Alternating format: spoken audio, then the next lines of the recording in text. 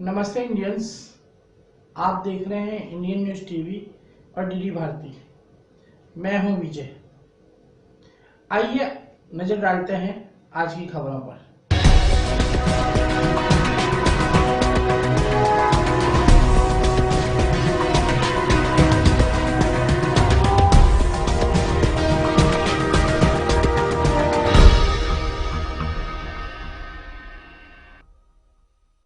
छत्तीसगढ़ में आम जनता से उनके गांवों में आकस्मिक रूप से पहुंचकर विकास कार्यों और योजनाओं की जानकारी हासिल करने का मुख्यमंत्री डॉक्टर रमन सिंह का सबसे पसंदीदा कार्यक्रम कुछ परिवर्तनों के साथ इस बार 3 चरणों में आयोजित किया जा रहा है। वहीं बात करें रायगढ़ जिले के सारगढ़ विकास खंड की, तो यहां सुराज की शुरुआत में आवेदनों की स्थिति नहीं की मात्र की रही। वहीं आज हुई मीडिया वार्ता में सारंगढ़ जनपद पंचायत सीईओ आज्ञा मणि पटेल ने बताया कि इस बार यह अभियान कुछ बदले हुए स्वरूप में 3 चरणों में आयोजित किया जाएगा। प्रथम चरण में लोगों से उनकी शिकायतों के समाधान के लिए निर्धारित प्रारूप में आवेदन किए जाएंगे। आवेदन 26 फरवरी से 28 फरवरी तक शिविर लगाकर संकलित किए जाएंगे। ग्रामीण और शहरी क्षेत्रों में 26 से 28 फरवरी तक होने वाले इन शिविरों के लिए जिला कलेक्टर्स द्वारा नोडल अधिकारी बनाए गए हैं, जो शिविर में आवेदन प्राप्त करेंगे और उनकी पावती भी देंगे। इसके अलावा लोग ऑनलाइन भी आवेदन कर सकेंगे। प्रथम चरण में प्राप्त इन आवेदनों को कंप्यूटर्स में दर्ज किया जाएगा और संबंधित विभागों को भिजवाया जाएगा। आगे उन्होंने कहा कि दूसरे चरण में जिला कलेक्टर्स द्वारा संपूर्ण मार्च के महीने में इन आवेदन पत्रों में प्राप्त जन शिकायतों के समाधान के लिए संबंधित विभागों के स्तर पर आवश्यक कार्यवाही की जाएगी। साथ ही तीसरे चरण में 3 अप्रैल से 20 मई तक समाधान शिविरों का आयोजन होगा। समाधान शिविर प्रत्येक 7 से 10 ग्राम पंचायतों के बीच किसी एक बड़े गांव में लगाए जाएंगे। शहरों में भी इसी तर्ज पर वार्डों के स्तर पर समाधान शिविर होंगे। लोक सुराज अभियान 2017 जो है पूरे अभी छत्तीसगढ़ में आयोजित है, उसी तरह से हमारे सारंगढ़ में भी है। 26, 27, 28 तारीख को समाधान पेटी सभी ग्राम पंचायत में रखा गया है। आवेदक जो है अपना आवेदन पत्र वहाँ जमा कर सकता है, पेटी में भी डाल सकता है और उसकी विधिवत स्थान और समय के अनुसार उनको आवेदक को पावती दिया जा रहा है। क्या लगता है इस अभियान से लोगों को फायदे मिलेंगे? बिल्कुल फायदे मिलेंगे और इनका जो है आवेदन पत्र हम 1 मार्च से लेकर 31 मार्च तक हम निराकरण करेंगे। उसके बाद जो है 3 अप्रैल से 20 अप्रैल तक हमारे जो क्लस्टर बने हुए हैं समाधान शिविर के, और उस समाधान शिविर में आवेदक को अवगत कराएंगे कि उनका आवेदन पत्र का निराकरण की स्थिति क्या है। पूर्व में भी लोक सुराज अभियान एक चलाया गया था, जिसमें बहुत से ग्रामीणों का कहना था कि हमारा जो समस्या है उसका निराकरण नहीं हुआ है। उसमें कुछ ऐसी समस्याएं रहती हैं, जैसे मांग से संबंधित रहता है, जो मेजर चीज़ रहता है जिसको शासन स्तर पे मतलब भेजा जाता है और उनकी स्वीकृति वहाँ से मिलती है। ऐसे जो मेजर टाइप का जो आवेदन पत्र है, ये शासन को स्वीकृति मिलने के बाद ही उनका निराकरण होता है। बाकी उनकी जो छोटी छोटी जो समस्याएं हैं, वो समस्याओं का निराकरण। बिहार की नीतीश सरकार के कैबिनेट मंत्री अब्दुल जलील मस्तान की परेशानी बढ़ सकती है। इसका उदाहरण है फिरोजाबाद के थाना दक्षिण में बीजेपी महानगर अध्यक्ष कन्हैया लाल गुप्ता द्वारा दी गई तहरीर, जिसमें पीएम द्वारा बोले गए अपशब्द और उनके पोस्टर्स पर जनता द्वारा जूते मारने के लिए उकसाने का आरोप है। गौरतलब है कि 22 फरवरी को पूर्णिया जिले में एक सभा के दौरान कैबिनेट मंत्री अब्दुल जलील मस्तान ने देश के प्रधानमंत्री नरेंद्र मोदी के खिलाफ बोलते हुए कहा था कि वो नक्सली, उग्रवादी, आतंकवादी और डकैत है। इतना ही नहीं, मंत्री ने जमकर जनता को उकसाया और पीएम की फोटो पर चप्पल जूते पड़वाए थे।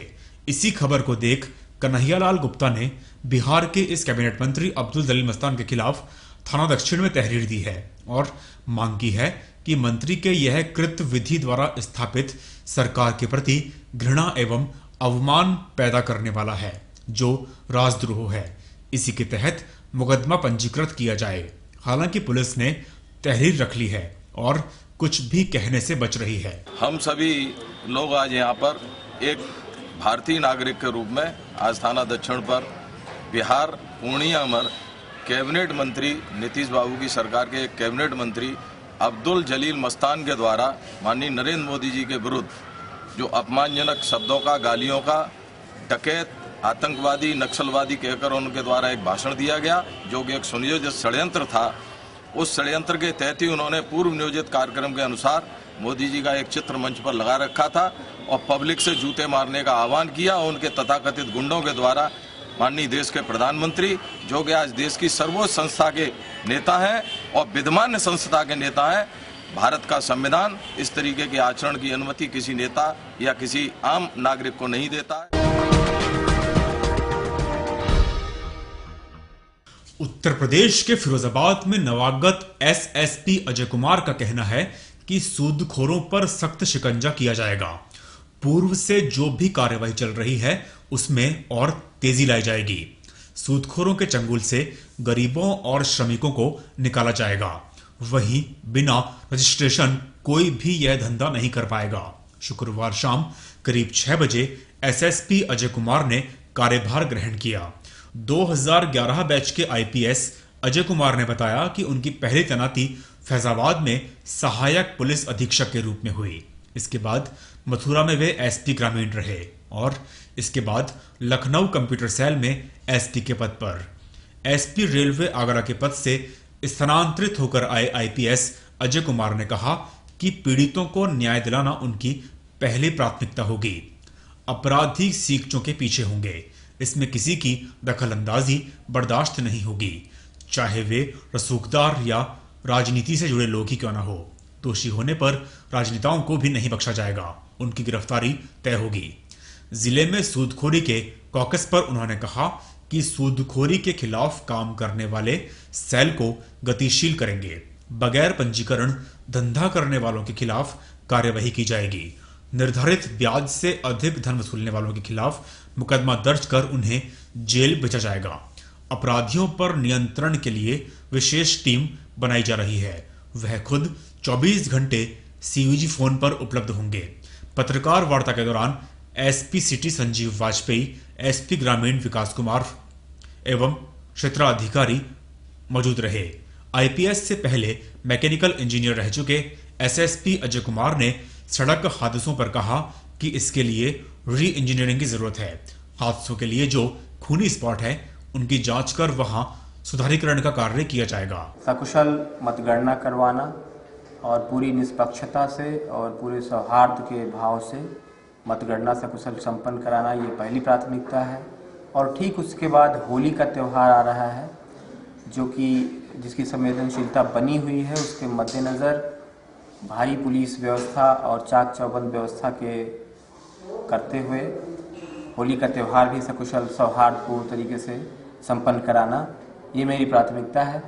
बाकी क्राइम प्रिवेंशन और crime detection, maintenance of law and order, वो हमारा रूटीन वर्क है ही। साथ ही साथ हम अपने अधिकारियों, कर्मचारियों सभी के साथ टीम बिल्डिंग कर रहे हैं और उसके सब साथ मिल कर के ज़्यादा से ज़्यादा जनता को मदद करने का काम किया जाएगा। जनता को न्याय दिलाने में मदद करने का काम हम सारे लोग मिल कर के करेंगे। फिरोजाबाद में एक 5 वर्षीय बच्ची के साथ दुष्कर्म का मामला सामने आया है। पुलिस ने आरोपी को गिरफ्त में लेकर जांच शुरू कर दी है और बच्ची का मेडिकल करवाया है। मामला थाना रामगढ़ क्षेत्र का है, जहां मोहल्ले के रहने वाले एक 25 वर्षीय युवक ने 5 साल की मासूम बच्ची के साथ गलत काम करने का प्रयास किया, जिसके चलते बच्ची जोर जोर से रोने लगी और आनन फानन में आसपास के लोगों ने बच्ची को बचाया और पुलिस को इतला दी। मौके पर पहुंची पुलिस ने आरोपी को अपनी गिरफ्त में लिया और बच्ची का मेडिकल करवाया गया। मामला कल देर शाम का है। पुलिस ने युवक के खिलाफ मामला दर्ज कर उसे जेल भेज दिया। इसका नाम क्या है? मैं तो फैक्ट्री था, मेरे घर से दवा लेने गई थी, मेरे घर में घुस के आया, गलत काम कर दिया मैंने। कौन था? एक पड़ोसी था, कल्लू नाम का। कितने साल की बच्ची है आपकी? 5 साल की। थाना रामगढ़ क्षेत्र की घटना है।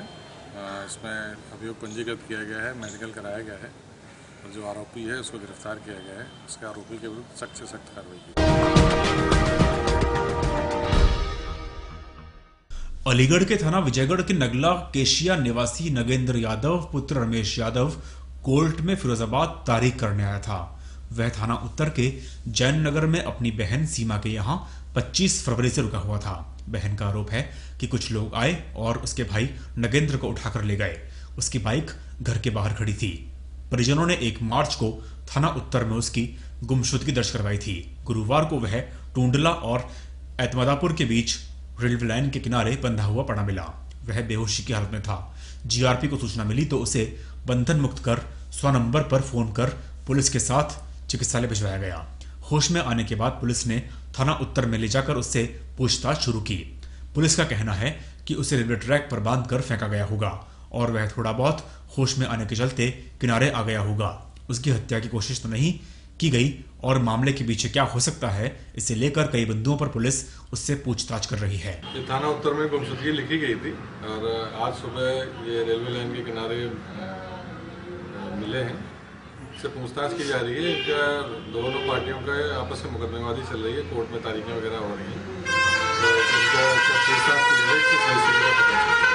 और ये आरोप किस पे लगा रहा है इसमें क्या? ये परिवारी जन ही है, रिश्तेदार है, तो पूछताछ की जा रही है। जो सही है वो कार्रवाई की जाएगी। कोई पुलिसकर्मी को भी इसमें शामिल वो ले रहा है, संलिप्तता है इसमें? अब रिश्तेदारी में किसी के कोई पुलिसकर्मी है तो इससे कोई बात नहीं। अगर जो सच है तो कोई भी हो, अगर कार्रवाई सच है तो कार्रवाई। Thank you for watching Indian news TV and DD Bharati. अगले बुलेटिन में आपसे फिर मुलाकात होगी।